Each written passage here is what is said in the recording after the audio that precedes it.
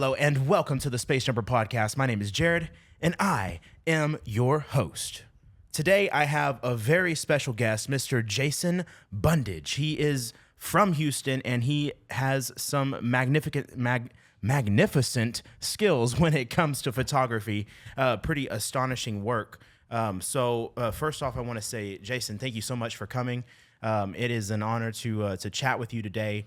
I know you've been staying busy and posting a lot on social media and making your rounds around the United States, pretty much showcasing your art, and I think that's pretty impressive. So again, thank you for coming today. Thanks for having me. It's an honor to be here. I really appreciate it. Well, I guess we'll go ahead, and I was gonna ask some goofy little questions, but honestly, let's go ahead and jump into it. How did you even get into photography? I mean, what was the pressure moving into photographs and catching images? Well, the love for photography's always been there since I was a little kid. I just remember, reading National Geographics and I guess immersing myself into the photography. Right. And appreciating the art for what it is, and I guess over time, it kind of lay dormant inside me. But fast forward to maybe 10 years ago when Instagram was, first getting off, that's really when I started getting into it. And I discovered, that I had a passion for it. Right. I didn't really, I always loved it, but I know I had a passion for it until Instagram came around. Well, it's definitely shows. It pours out in your work because, I mean, you have some really cool photos on there. What would you say that your style of photography is? Oh, man, that's a good question. I guess you could say maybe colorful yet gritty. Yeah. Street, if that makes any sense. I like to capture, maybe not so much dark images, but just regular street images, and putting my own little twist on them. Right. Well, you've, like I said, you've definitely put the twist on it because like I said, you've traveled all over and you've kind of captured these moments. I mean, I was scrolling through your page today, and it was pretty phenomenal. Because everybody these days has a camera, That's very true. And everybody's snapping photos, but the art of snapping photos and capturing moments is very special, and everybody has their own outlook on photographs and the photography that they capture, and things that inspire them. So what inspires you to do that? Just the desire to go out and create. And show the world how I see, how I see the world around me, whether it be a puddle on the ground or a reflection on the window. I try to get people to see things as they normally wouldn't see. Right. Most people step over a puddle and think, oh, there's just water on the ground. But I like to capture that reflection and, and create a different world, just based, just off of what's there. Right. There's an image everywhere. There's a photo everywhere around us, and it's up to me as a photographer to try to find that and create it. Wow. So are you doing this? Is this your full-time job right now? No, it's actually just a hobby. Actually. Oh. Well, wow. I don't want to say just a hobby, because I love it so much, but it's not my first source. Right. Of it. It's a part of you. Though. It's a part of. Yeah. Oh, absolutely, definitely a part of me. So what do you do for your full-time job? I work in an oil and gas company doing database management. Wow, that's an incredible field to be in. I mean, there's some phenomenal work being done on that side, and all over throughout all 50 states. I mean, it's pretty incredible. So yeah, oil and gas is a great place to be. I know I have my degree I have a minor in chemistry. So nice. When I first moved to Houston, I looked around and I was trying to get different spots, different places. And and I put my name in a couple of oil and gas companies, but I ended up going in another direction. And right. When I first moved to Houston, I started out in sales. I was selling HVAC equipment, so heating, ventilation, and air conditioning. Residential and commercial, for homes and businesses and things like that. So I did that for a year, and then that allowed me to kind of transition into, I taught 8th grade science, which was an experience to say the least. But now I'm in cancer research. But overall, the workforce. You know, there's a lot of people, a lot of companies needing good employees. You know, and True. And I'm sure that you've probably experienced this yourself. You know, being in oil and gas, but you know you have people coming in here and you're thinking, man, how do they get this job? You know? Yeah, And people are crazy, man. I mean, people are insane. And you never. I don't know if you have any work drama, but I feel like every workplace has some type of drama and something going on. Back to when I was teaching 8th grade science. I actually had to prevent a student from stabbing a teacher at one time. Yeah, I mean, it got crazy. So, you know, the idea of waking up in the morning and thinking that the day is going to be like X, Y, Z is kind of impractical because you get into these days and it's like, oh my God, like you never really know what's going to happen. Whether it's, you know, you're driving to work and you know, I don't know how far away from your house to work is, but man, my job's only a couple miles down the road and I pass up wrecks and, you know, people getting tickets and I mean, it's just ridiculous. So life is one of those crazy things, man. That you kind of never really know what's going to happen next.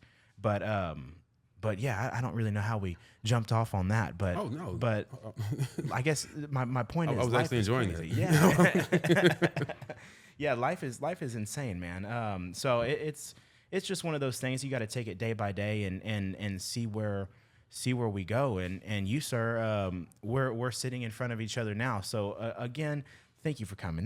Now that you're mentioning that, tequila's seeping in my veins right now. We took a shot right before we started, kind of loosen up a little bit, and I'm like, damn. Shout out to what brand is that again? Yeah, Luna Azul. Luna Azul. Yeah. Shout out to Luna Azul. A lot of the restaurants and bars around here keep it as their like well tequila or their house tequila. And so yeah, it's a good tequila. I think I could pick up a bottle for like $20. So it's not bad. Not bad at all. Yeah, it does the job. I've tasted better, but for a lot more money. You know, if you'd have told me that was only $20, I would not have believed you. Yo, really? I would not have believed you. Yeah, that's pretty good. It's ridiculous, and in the price of these tequilas get up there, man. It's like, yeah.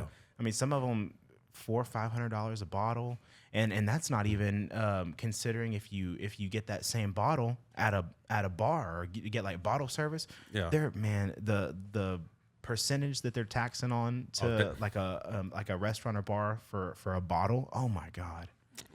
Couple $100 for a small Tito's or something. You know, yeah. Like, you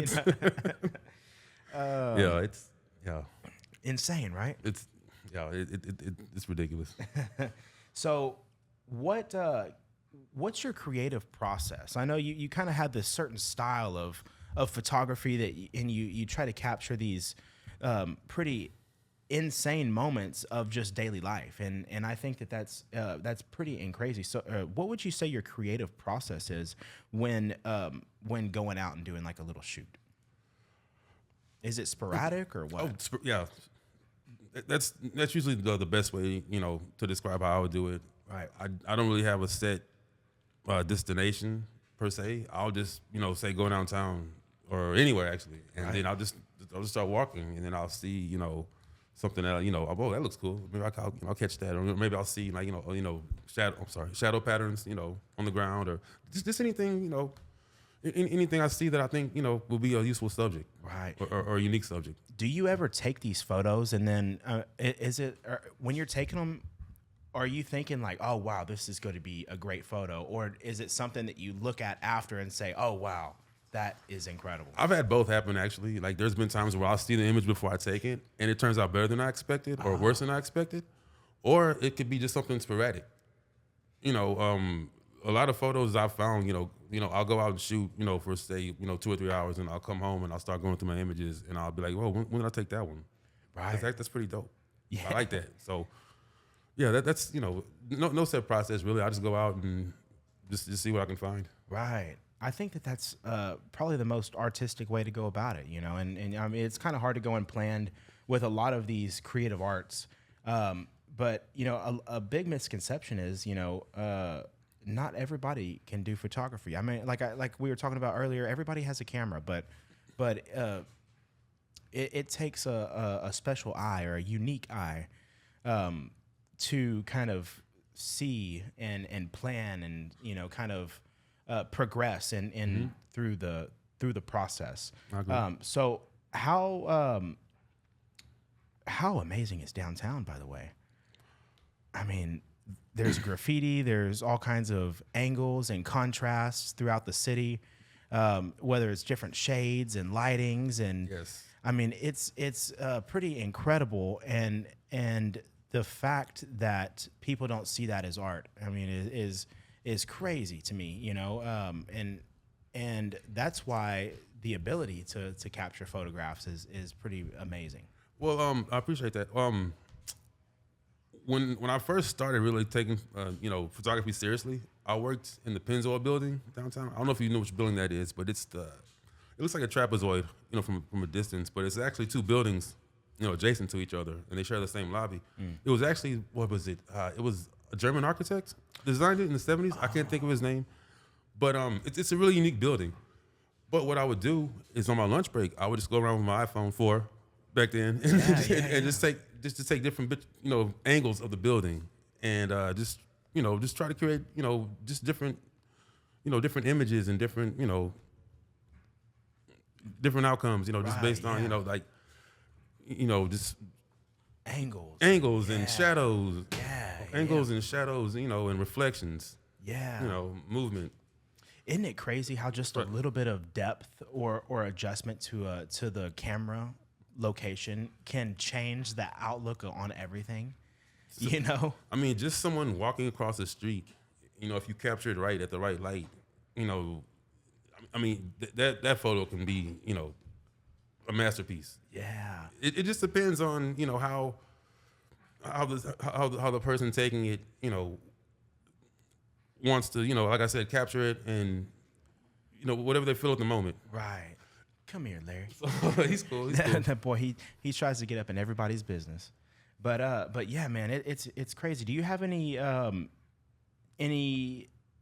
inspiration? Like, is there anybody in the photography world that you look up to that you kind of see in that light? Gordon Parks. I don't know if you've heard of him. I haven't. No. He was a street photographer based in Harlem. Ah. And he's been he's not around anymore. But his work was basically like maybe the 50s and 60s that around that time. Right. And I guess I would call him the first street photographer that I really am influenced by. There's also people I met on Instagram that influenced me. Right. And wow, just being around certain environments are inspirations. I couldn't think of what I was. No. Yeah. Isn't that crazy that every environment kind of sparks a different light, and new ideas can kind of create this new path, that you go down. I've seen people take some amazing wedding photos, and then I've seen some not so good wedding photos, so Yeah. I guess what I'm trying to say is that eye, that the angles and everything, it all comes down to, it all adds up to this one big art, I agree. and it's really amazing. That's why I took a liking to your work, and as I was running through your page, I noticed that you're from Houston, Yes. but you were in New York for a while. Is that right? Yes, I've gone to New York several times. Yeah, Wow. that's actually my favorite. They call it a photographer's dream come true, which it is. Yeah. What's your favorite part about New York? Is it just that mosh pit of the angles and things we were talking about, or Just the fact that I could,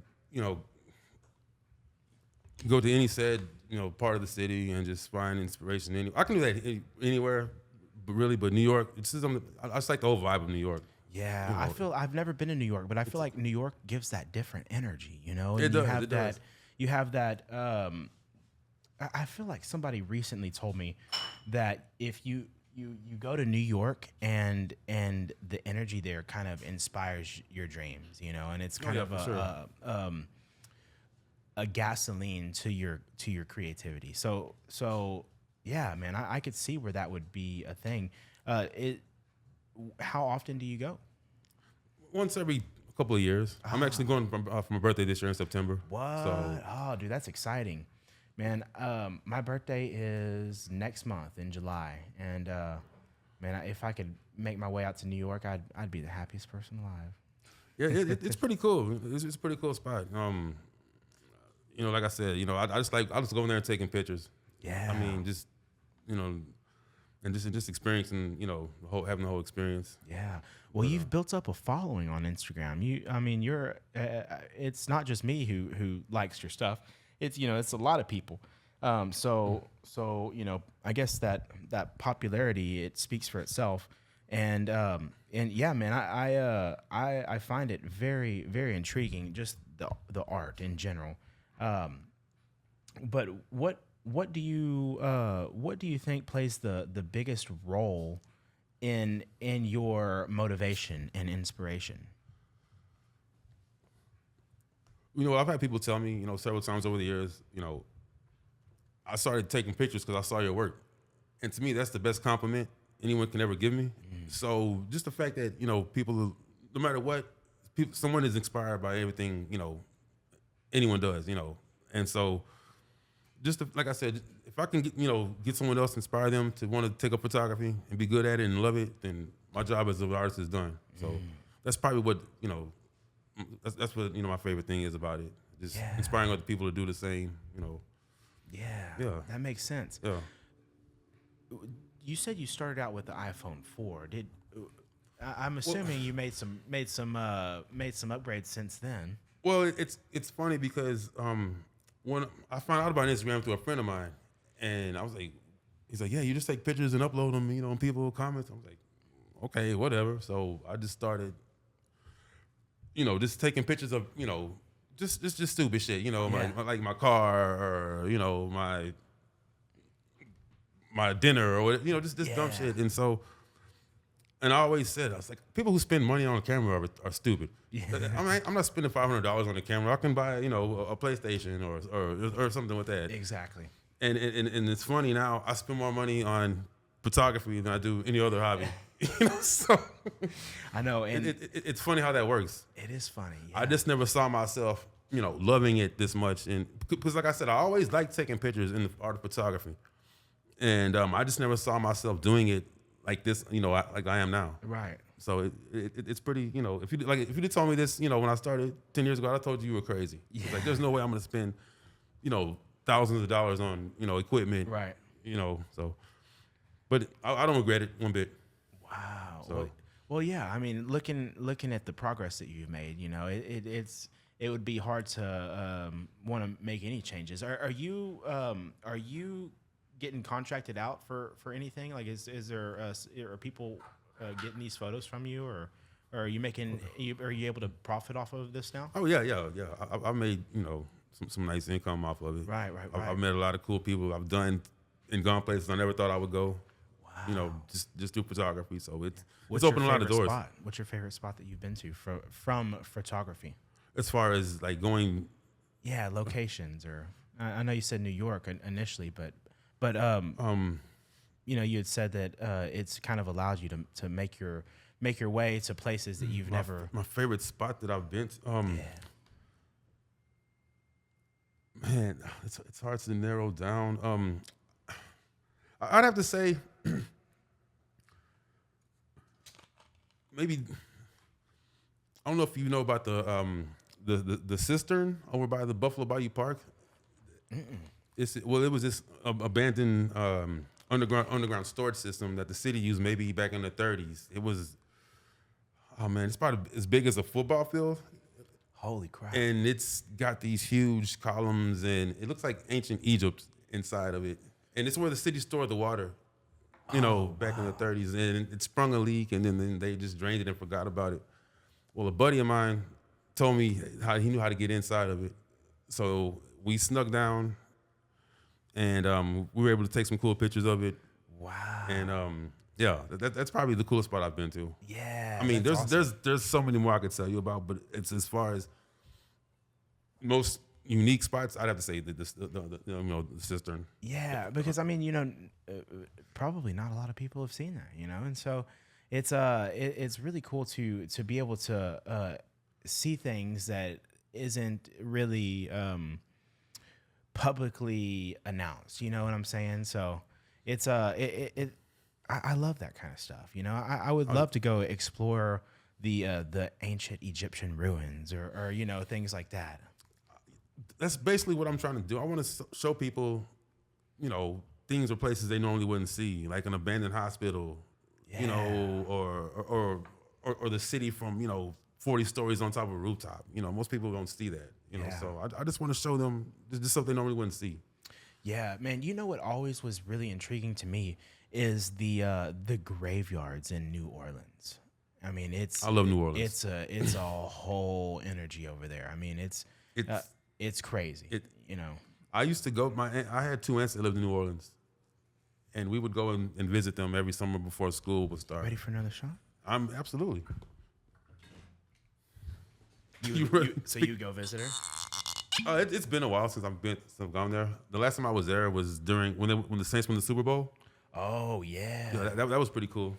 Man, that was a couple years ago. That was when they had was Brees the quarterback back? Yeah, in the day? Drew Brees was the quarterback. Brees. Oh, Drew Brees. So, yeah. I had that boy's jersey. All right, Mr. Jason, cheers, sir. Oh. It's okay. It's Aztec. It's durable. Cheers, man. Cheers. That second one went down a little bit smoother than the first time. A lot smoother. That was almost flavorful. But yeah, no, I think New Orleans is an incredible spot, for photography. I would I like nature too, and I love nature. I mean, it's just amazing. I love being outside, and up in Washington State is a really nice spot. I was just about to say the Pacific Northwest. I spent some time up there, and really? I'll put it this way: I was only supposed to go for 2 weeks. I ended up staying for 3 months. Wow! And I did not want to come back to Houston, but I had an amazing time. And Was it photography that brought you down there? Actually, one of my close friends, excuse me, he has a farm. And I went up there to help him on his farm, Nice. and like I said, that. Yeah. I had a great time up there. Met some really cool people, made some lifelong friends, and I cannot wait to go back. Did you bring anything from that farm today, baby? I'm ready. That was 7 years ago, actually. Wow, that's it's been a while since I've been up there, but that's another place I love to visit. Is the PNW. Yeah. If you get, as like you just said, if you can get a chance to go, definitely take advantage of it. Because I mean, it's just the whole vibe up there is. I heard it was unique. amazing. I heard Seattle was awesome, but I heard a lot of people that I've heard good things, bad things about Seattle. The good things about Seattle that I've heard were from actually one of the physicians at work. He said that he used to work in Seattle, and he moved down here, and he wants to go back so bad. He loves it there because he loves it's. He said it's not really, because a lot of people don't like Seattle because they said it rains or it's dark and dreary, but he loves it because he loves a certain style of music, a certain genre of music, and it's like that, like dreary, like rainy day type jazz music. And his dream is to go back to Washington State. So, I love Seattle. yeah, I've never been, man. I always tell people if New York and Austin had a kid, it would be Seattle. Oh, really? Wow. I don't think Place is anybody's amazing. ever described that one like that before. It felt like I was in an anime. Really? Yeah, because it was raining, and of course, and it was, neon everywhere. I was like, wow, this is amazing. I feel like I'm in cyberpunk. Wow, that would be awesome, actually. And yeah, the food is really good too. Ooh. Better than the Houston food? I wouldn't say that. No. Man, what's you were born and raised in Houston? Yes. I know you got some good food gems over here. Oh man, how much time do you have? Man, I like tacos. There's a place called Tacos Laredo right here off of Washington. Tacos Laredo, yes. I have never been. I heard it was amazing. Somebody just sent me a guy. I think it was a TikTok or something today, and it was this girl. She was visiting Houston, and she was trying Tacos Laredo, and she said that she had the steak taco, and it was like the best thing that she's ever had. It's unworldly how good those tacos are. The first time I went, I had a really bad hangover. That's perfect. So Perfect for tacos. yeah, I had a barbacoa taco and a Mexican Coke, and I was fine immediately after. Oh my God. Let's just talk about those Mexican Cokes. Oh my God.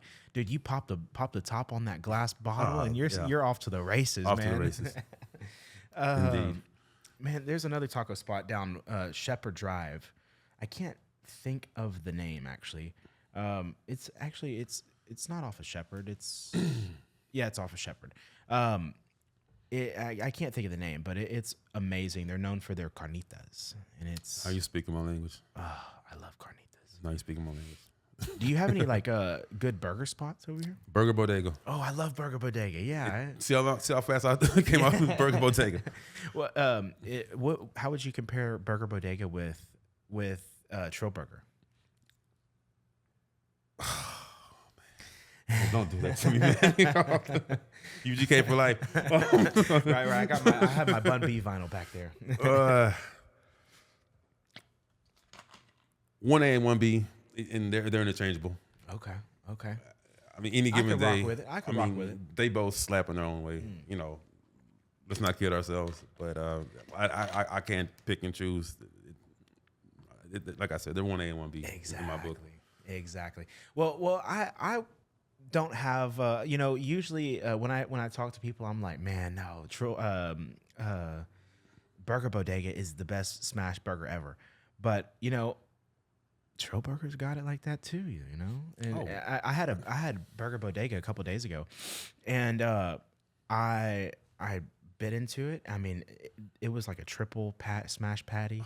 Man, the outer layers were just crunchy, and I mean, it tasted like I was eating a bacon sandwich, and it was delightful to say the least. That first bite and the last bite. Yeah, Heaven. Yeah, that last bite is always the sad one. It's like I hate to see her go, but I love to watch her leave. And then you got to get an extra sauce on the side to dip the burger in. Oh, okay. See, I wasn't doing that. I'm slacking, man. You're cheating yourself. Oh, Please. man. Trust me. Yeah, I trust you. I trust you. Hey, did you hear about how Bun B was going through that court case right now? Oh, yeah, I heard about that. Yeah, I don't know all the details. I did. I listened to him talk about it for a brief moment a couple days ago on Instagram Live, but it sounds like there were some co-owners that I guess maybe were causing some issues, and they said that they wanted out of the smash burger business. Well, they left, and I don't want to butcher the story, so I won't go in too deep. But now they're deep in a court case, and I saw that. And it's pretty. It's the doors are still open at Trill Burger, thankfully for all the foodies. But but yeah, it's definitely an interesting situation. I can't stand when things have to go to court. It's such a pain, man. I know, wasted time and money. Yeah, and it is. I mean, it's just it's just the system. You know how it goes. It's such an irritating little system. But I guess that's yeah. No, you're right. You're right. Man, this is off topic completely, but I started getting these sparkling ice drinks, and they're pretty good. They're 0 sugar, so that's why I like them. They have antioxidants in it, so it's supposed to help with like curbing your appetite and maybe assist in weight loss and things like that. So, man, I've been trying to get my stuff together. I was freaking eating too much sugar, and and had a little farming too much on my own end to and giving me the munchies. So I had to. So yeah, I gotta watch it, man. It's it'll definitely get you. But back into the photography. How do you stay motivated when when you're doing this on a weekly basis? I mean, how often are you going out and doing your gigs and stuff? Just shooting in general, or just doing, Yeah. Oh, I try to go at least on average maybe 3 or 4 times a week, if not more. Oh wow! And you're just making your way downtown and kind of doing your thing. Yeah, either or downtown or actually anywhere I am at the time. Right. But mostly downtown because I live and I work close to it, so it's mostly downtown or maybe like a bridge, an overpass or something like that. Yeah. Just because I like capturing movement also, so I'll do long exposures, from bridges or anywhere. Yeah. So man, I saw some photos recently, and I don't know if it was downtown. I don't even know if it was in Houston, but it was these buses and it was a busy street, and these buses were passing, and as the buses were passing, the photographs were being taken. And I mean, it just looks so cool, as the bus is moving, everything else in the surrounding area is real stagnant, and it looks clear. And then the bus is just like a little bit blurred, Oh, yeah, it looked so cool, And of course, you have the traffic lights that kind of make the colors pop, and it's very cool. So what would you say the benefit of capturing the essence of a city is? Because I mean, you've been taking photographs in Houston for a while, and you've gotten to see the city change over the years, and buildings pop up, and road construction happening, and you've gotten to see all of this progression in the city of Houston. So do you feel like there's a kind of a historical sense behind the work that you do? Oh, for sure, definitely. I like capturing that moment at that particular time, on camera, because that moment's never gonna come back. So, as cliche or stupid as it sounds, I like capturing that moment at that time, because I've seen pictures of Houston from decades ago, Right. and so I appreciate that particular photographer for capturing that moment, so I can see how the city looked, set years later. Right. I want to do the same for the next generation coming up. Because the city's gonna look vastly different from now. We all know that. Yeah. And so I want them to see how Houston looked, in the 2010s, how we say it, 2020s, whatever. Like I said, it's all about capturing, moments in history, and I know that sounds really dumb when I said that. No, it doesn't. No, it sounds very logical, because I mean, you're right. Things are changing. Things are never going to be the same as they are in this moment. And that's like for the mess that I have right here in front of us. Like everything is always moving, so you have to kind of concrete that one photo snapshot in to kind of document the past, even though it's the present right now. And it's a weird concept, and it's a very cool concept. And what kind of camera are you running right now? Right now, I am using a Sony A7 III, and I also have a Canon 6D. So I switch in between, both of them. Okay. Do you have a favorite? Or do you use them for different things? No, I'll just grab whichever one, and then I'm kind of more. What's the word I'm looking for? Well, I learned on the Canon first, so it's kind of nostalgic, if that makes any sense. Yeah. But I also appreciate what a Sony can do, and so I appreciate each one of them for different reasons. Right. Yeah, man. They get complicated, man. And I know. Is it true that it's not necessarily the camera that matters? It's I the know person using the camera. Well, what I was gonna say is, when you're looking at these photos, I mean, it's mainly the lens that's The kind lens of plays responsible. yes, for the that, right? lens plays a huge role in it also. But I've seen people with the top of the line, blah blah blah, versus someone with other than the Spectrum camera, and I've seen just. I guess what I'm trying to say is just it's all about your passion and your willingness to learn. You can have the best camera in the world, but unless you want to learn how to use it and fully take advantage of it, you might as well save your money because you're just wasting it. Yeah. You have to want to learn how to maximize the camera's yours and the camera's potential. And what I mean by that is by learning how it works, how it functions. Whether that be aperture, shutter speed, blah blah blah. You have to want to learn how. You have to have the ability to want to learn how to, make use of it. Otherwise, you might as well just get something else or just save your money. Right.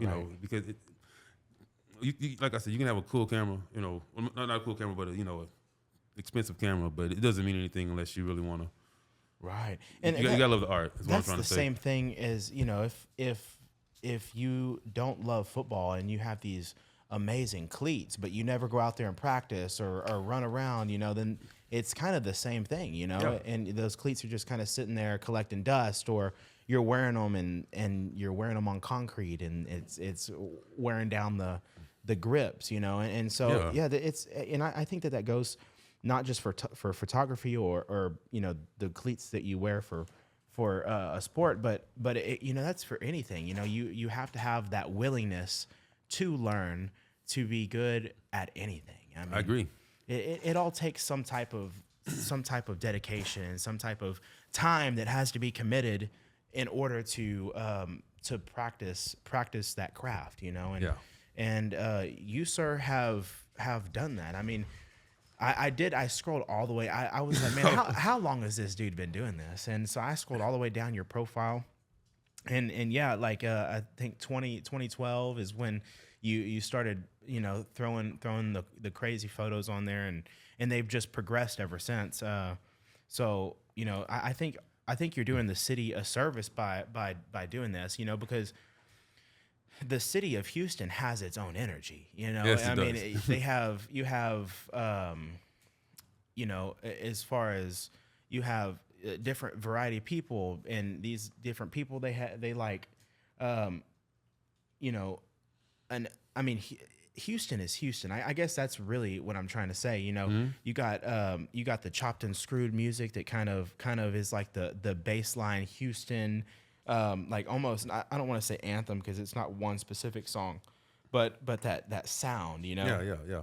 And then you got the graffiti downtown and the cars. They got the hydraulics and the swangers on them babies. Yeah.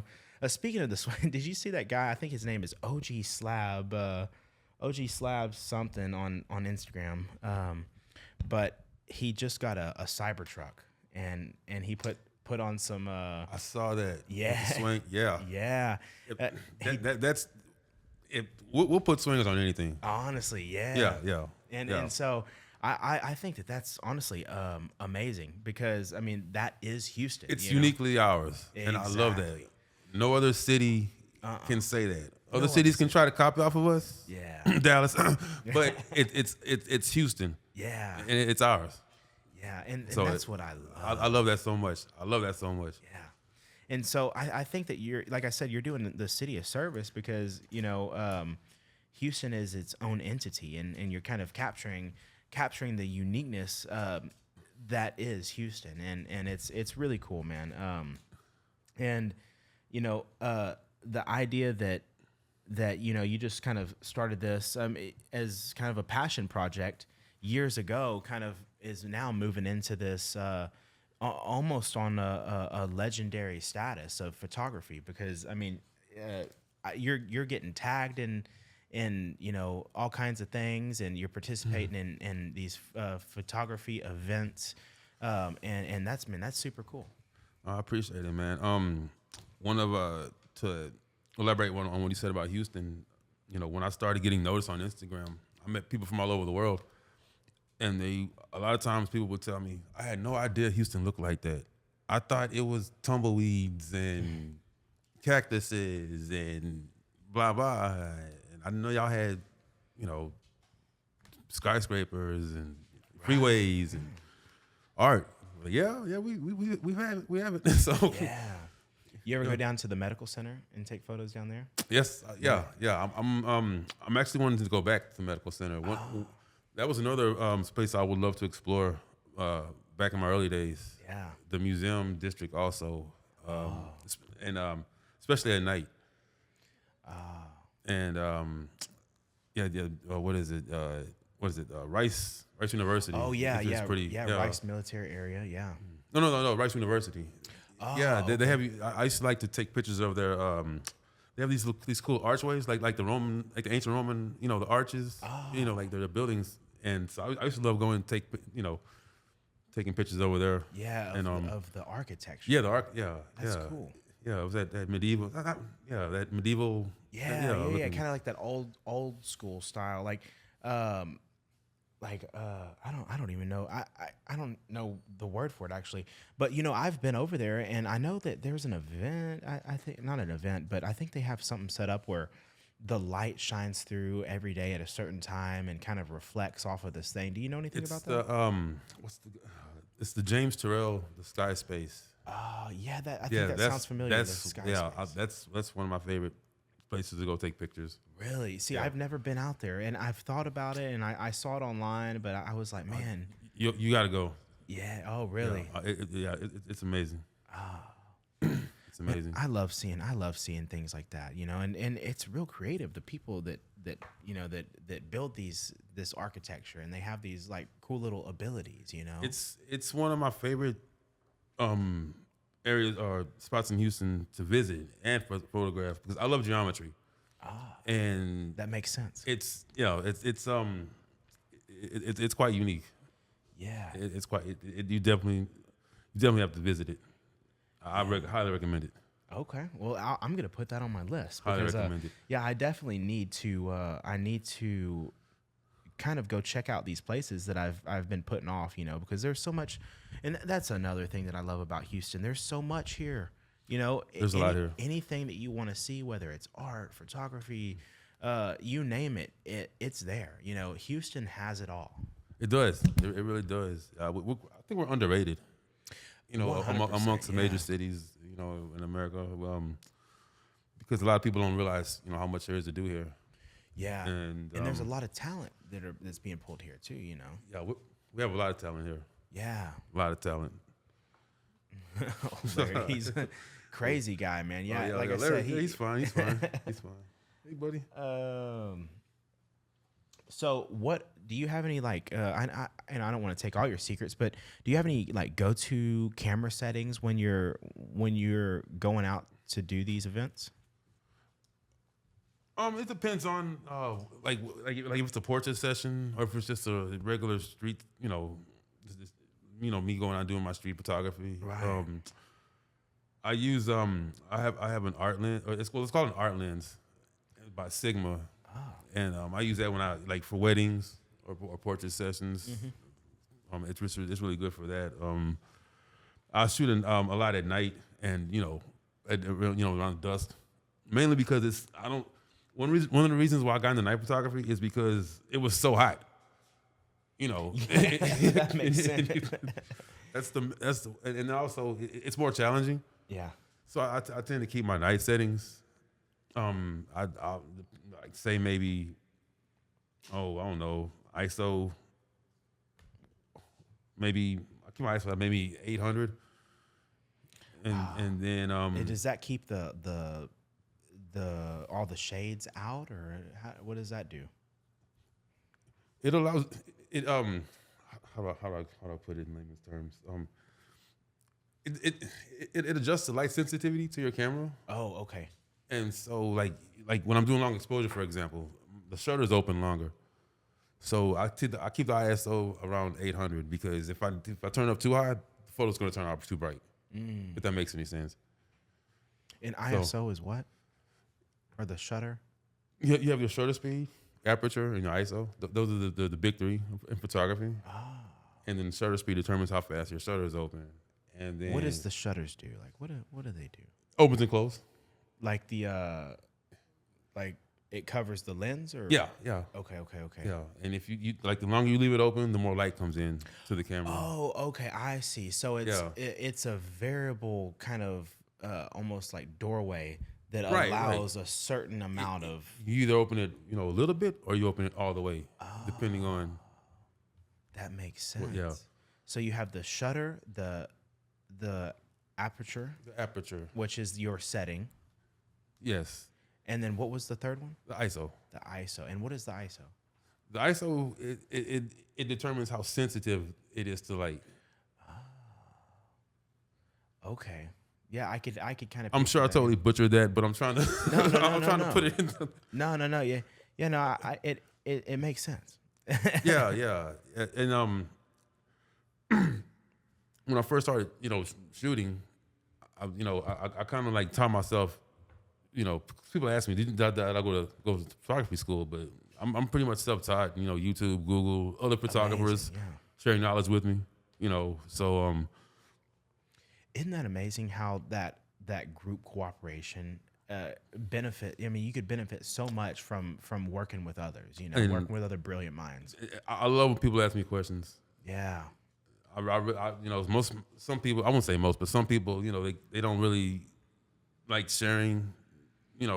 But if someone asks me, "Yo, how did you do that?" or "How did you do this?" I don't mind. I'll tell you in a heartbeat. Yeah, I think that's necessary. And it's like this. I have guests come over and they want to know about the podcast. They're like, "Oh, maybe I'll start one up." And I'm like, "Hey, man, like if you want to start one up, I'll help you. I'll tell you everything you need. Yeah. I said the only thing is you got to have me on as a guest. Oh yeah. Scratch my back, I'll scratch yours. Yeah, exactly. But yeah, man, that's amazing. So what are some of the most challenging shots that you've taken? I mean, was there a certain event that you went to, or a location that you were at? I'll be honest with you. The most challenging scenario I've been in was I was asked to be a second shooter at a wedding. Ah, okay. And I say that because you have to get a wedding right the first time. Right. There's no do-over. You can't tell the bride, "Hey, okay, can you go back and this time walk a little bit slower?" Right. No, that's not how it works. Once they come down the aisle, that's it. So the most challenging part was me challenging myself, because I didn't want to do it at first. Because I told my friend, I was like, I don't want to do it. What if I mess up? Right. She's like, "I trust you." She said, "Take what you do in the street, as far as street photography, sure, and do it here." And so I was like, okay. And so I was, like I said, I was really, really nervous at first, but once I started shooting, then I felt better as I went along. And then after that, I got hired to do a wedding by myself, and that was even more challenging because, like I said, I got to get this right the first time. Right. And then, because these are memories these people are going to be enjoying for years and years to come. I want to make sure I do them a service and do the best job I can. Right. So that was, excuse me, that was the first time I was actually scared.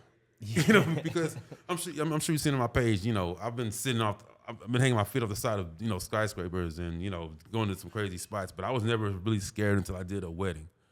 Because, like I said, I didn't want to mess it up because I don't get another chance. I get it right the first time, and luckily, I did pretty good both times. As a matter of fact, the second, when I was the main shooter, the bride and her mom were looking at the pictures, and they both started crying. I'm like, "Oh man, I don't like these pictures." But it was tears of joy. They were happy. So I was like, wow, yeah, isn't that a beautiful moment? Yeah, it was a beautiful moment. Wow, beautiful moment, and I was. Like I said, I was at first I thought they were upset because they didn't like the pictures, but they were actually, pretty happy with them. Yeah. So yeah, man, that's amazing. And yeah, I mean that's a big task. You got to take photos for a wedding. It's not as easy as it is said. Not at all. Not at all. And yeah, to get it right the first time. That's one of the things my friend Bryce said. He goes around and he plays at venues and things like that. He plays guitar and sings. Right. And so yeah, he said that the most nervous that he's been during a gig like that is during the first dance for a wedding, you know, because Right. it's something you can't mess up. You know, you're messing up the you can't mess messing up that the up. first dance. That's traumatic. Yes. Yeah. But are you married? No, I'm not. I was, but not anymore. Ah, I see. Yeah. Yeah, I'm not married myself. I'm living the old bachelor life over here in Houston. Nothing wrong with which that. It's been treating me well. Okay? This is the place for it. Exactly. I mean, honestly, yeah, I know people that aren't a fan of Houston dating, and I could see that, but you know, and I'm not actively dating at the moment, but there are some beautiful girls here in Texas. There are. I mean, beautiful Yes. women everywhere, every Yeah. corner. Certainly not deprived in that category here in Houston. Yeah, it could also be a negative too, I guess. You know, there's so many. Oh yeah. So many hotties. They're so used to getting these Louis Vuitton bags for gifts and things like that. Man, I can't compete with the Louis Vuitton bag. Come on, girl. Maybe once a year. Yeah, once every 2 years. No, I'm just I kidding. tell you what I do got though. Yeah. I got this sparkling ice, baby. I got sparkling ice and tequila. Oh yeah. Well, do you have any? Well, I guess we already talked about your equipment. I mean, are you putting these things on tripods or when? I use a tripod. Excuse me. I use a tripod when I do long exposures, only because when you do a long exposure, you know the camera, you know, it has to be still the whole time. Right. So I'll do it, you know, when I'm out not shooting at night mostly. Man, yeah. Let me. I got a device the other day. I'm actually gonna send it back because it's a little too much for me. Mm-hmm. But you know, when I got it, I was like, man, you know what? I'm gonna get this from my camera, and I'm gonna make a video for the intro for the podcast and an outro and right. And I got it and I balanced it out and everything, and I realized it's just probably too complicated for me. Let me go get it for you. Okay. So yeah, I ended up getting this guy. So that's the DJI gimbal, the Ronin 2, I believe, for my ZVE1. But I mean, I don't know if you've ever used one of these, but it's pretty incredible. No, I haven't. But so the key, and here's the complicated part, is when I got this, I was like, I don't need the instructions. But after the instructions, or after trying to put it together for some time, I realized the instructions were probably necessary. But yeah, so this is the gimbal. It's locked. It's fully locked. But I could unlock everything, and it's starting to. You can make it swing. Yeah. I could unlock it right here. Let's see here, right there. Oh wow! And then also right here. And so now it's like fully open.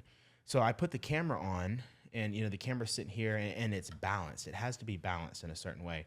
So everywhere you move, the camera stays flush. Yeah, so yeah. like it's like looking at you. And I know you know how it works, but it's pretty incredible the way that it works. That's pretty nice. But yeah, I found out real quick that I probably didn't need all that, and I went and ended up and got this thing for my from my phone. Yeah, this was a little too much. But yeah, same concept. You don't have to balance anything. You just stick your phone in there and it does its thing. So yeah, this was the winner. This was the obviously better, higher quality one, but I'm actually sending this back, and the podcast is getting an upgrade. Oh, nice! It's getting a third mic, so I could have 2 guests on at one time. Oh, okay. Yeah, so we're making some moves, but yeah, I'm sending this back to the old Amazon probably tomorrow. But man, yeah, it's crazy how expensive these items are, man. They add up. They add up quick, They add up really quick. And so, I got the ZVE1, and then I ended up getting I want to say 35 to 64G. I don't know what that means. If that means 16 to 35G. I don't know if that means anything to you. But talking about the lens, and the lens was almost the price of the camera. You know, it's like, man, these lenses are getting up there. You know, They are. and it's but the quality is very good. You know. Oh, you get what you pay for. Yeah. Definitely get what you pay for. I found that out real quick, you know, because I started out with like a webcam, and I turned the webcam on. And I said, I can't do this. We can't be rocking with this. But yeah, man, it's been a fun little thing, you know. And when I ended up getting the camera and things like that, I realized how in depth that photography was, you know, and that's what's crazy. I'm still learning. Yeah. And I'm never going to stop learning. Yeah. Well, that's the beauty of it. Yes. Yeah. There's so many techniques and concepts that, you know, I've learned, you know, as far as, you know, settings and, composition. Right. You know, subject matter, so on and so forth. So like I said, I'm continuing to learn. And the day I stop learning is the day I'll start worrying. Yeah. You know, Yeah. I mean, there's just so much. I mean, it's just endless, and I love that. So I have a couple fun questions for you. All right. If you can photograph anybody or anything in the world, what would it be and why? The World Cup. Oh, why is that? I'm a huge soccer fanatic. Oh, really? Absolutely. Wow. What's your favorite team? Arsenal. Ah. COYG. Okay. How did you get into liking soccer? Well, you know, I grew up here in the deep South, you know, and football is Friday Night Lights is king. Yeah. You know, I grew up in that culture. But I want to say, yeah, the 1990 World Cup. I just happened to catch it on TV, and I don't know what happened, but there was a connection made between me and the sport. Oh, okay. I thought the connection issue. I thought the TV turned off. I made an instant connection to the game of soccer. Wow. You know, I'd always heard about it, but I never like really watched the game. Yeah. And I've been hooked ever since. What is it about soccer that you like? I mean, don't get me wrong. I know it's a very in-depth sport. You know, my nieces, they're in like leagues back in my hometown and things like that. So I get to kind of see it on like a lower level, but I do understand that soccer is complex. You know, it's a complex sport with a lot of monster athletes there that have intense cardio. You know, it's always been my opinion that soccer players are the best athletes in the world, only because of the physical toll it takes and the amount of endurance that it requires for you to be able to play and be successful at it. And you know, like I said, ever since day one, I started watching it. You know, it was. I actually I started learning Spanish when I was younger because soccer didn't come on American channels very often back then.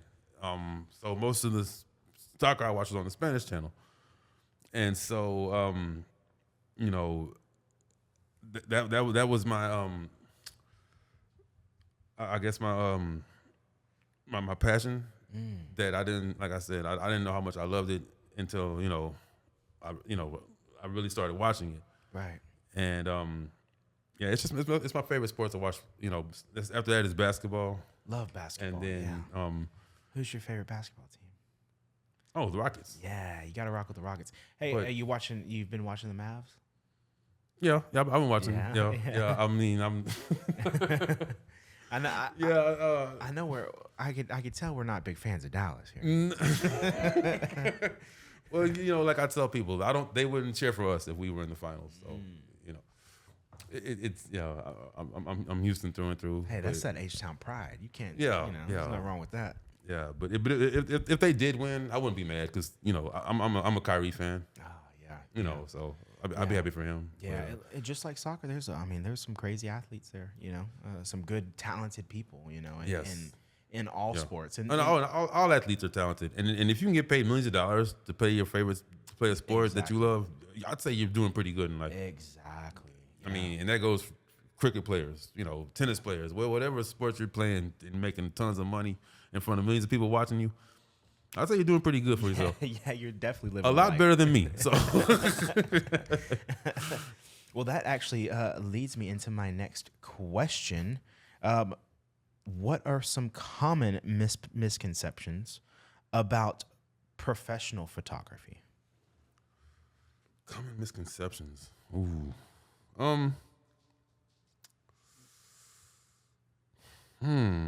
That's a really good question. Common misconceptions. I could tell you some misconceptions about myself. Okay. All right. Well, let's hear it, Mr. Jason. That I'm not approachable, or I'm yeah, I would say unapproachable if that's what.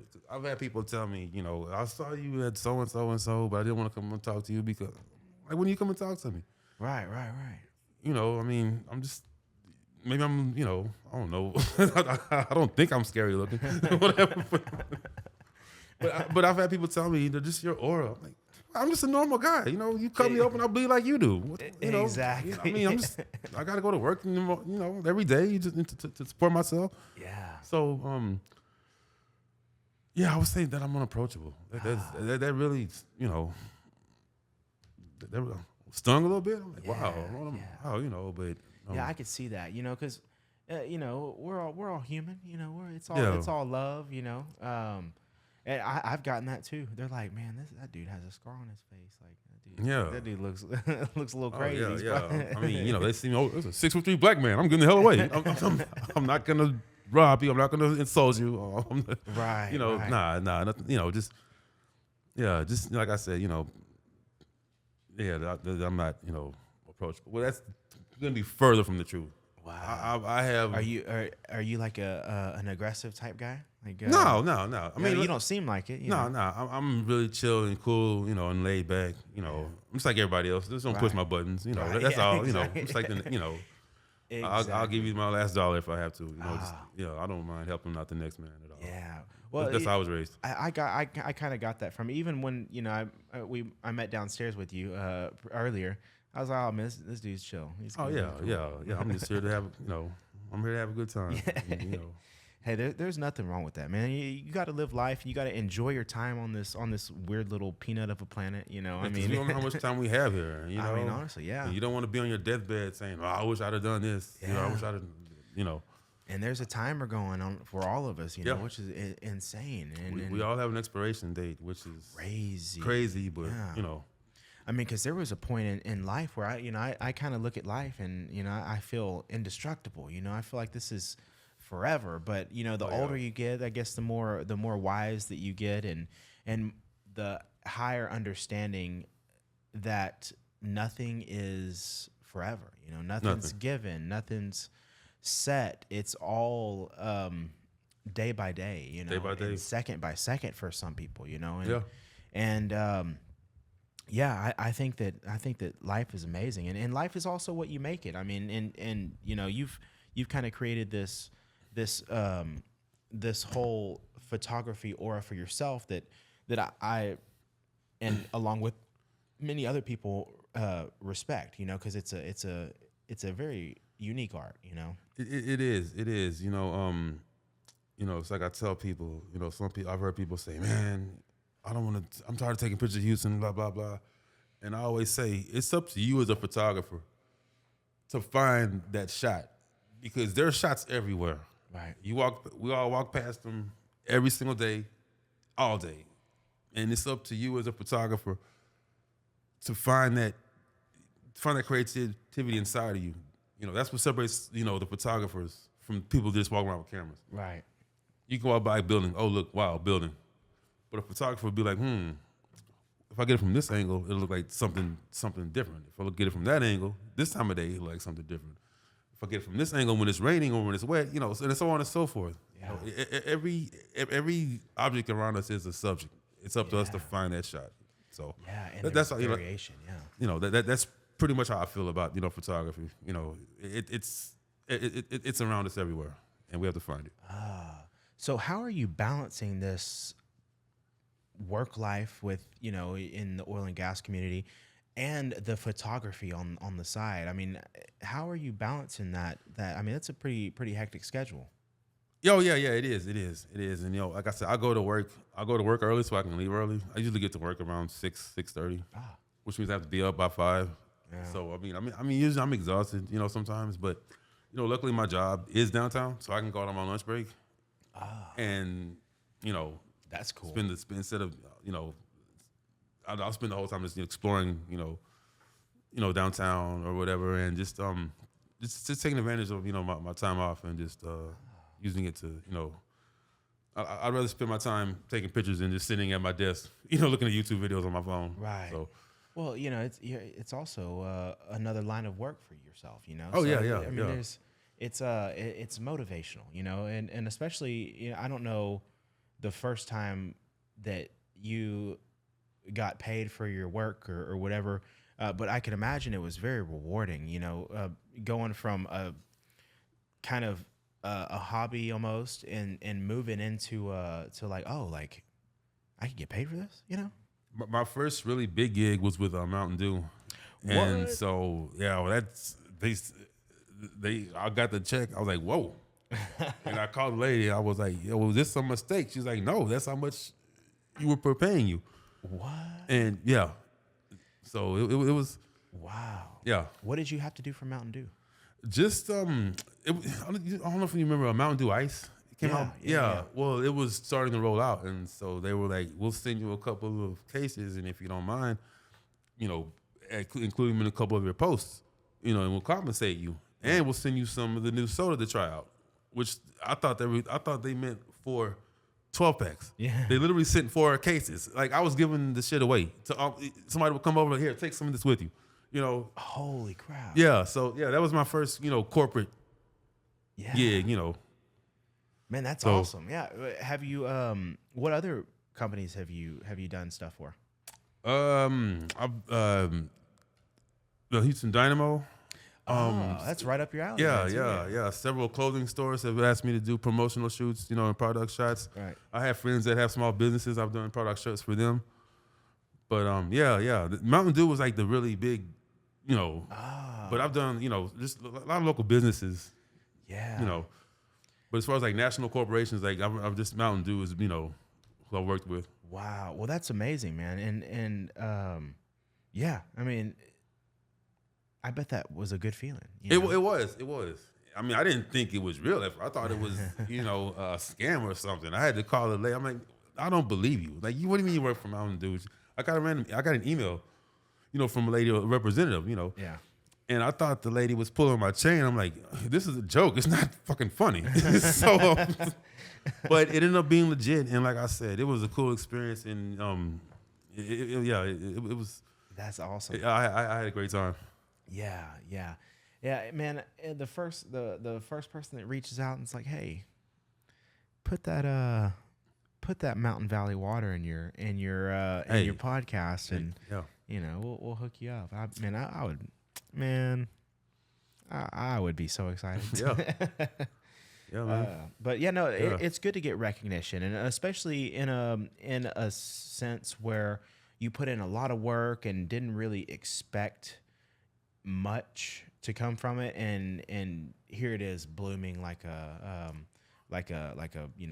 well-grown plant, Yeah, like I said, the doors just opened, just tremendous. Yeah. Tremendous. Do you think that Instagram has played a part in that? Oh yeah. I owe a big credit to Instagram, because had it not been for Instagram, I don't know if I would have started taking pictures. I'm not gonna lie to you. I don't know if I would have. Who knows? Maybe I would have. Maybe I wouldn't have. Right. But I will say it helped steer me in that direction, as far as like, because I've always been an artistic person, but photography is my favorite creative outlet, and so Instagram, thanks for that, as far as providing me an outlet, app in which to do it, Right. What were these people contacting you? They were getting your email via Instagram also, or they would send me a direct message and ask for my email. Okay, I see. Very cool. Yeah, I think that, I think that the ability to get on an app like Instagram, because there's so many members, so many people on the app, on the platform, that I mean, you could find whoever you want, it's crazy. It's really incredible, especially for people that are putting their work out there, such as yourself, and like I said, I know I hit your page and I looked through it and I was like, man, this is crazy, And Hey, I'm glad you like what you saw. I really appreciate that. And you've gotten to travel and there's so many doors that have opened up for you because of this skill that you've kind of honed in over the past decade, which is pretty inspiring. So, what advice would you give to somebody that's interested in moving into photography? Don't quit. Learn as much as you can. Go out, experiment with different settings.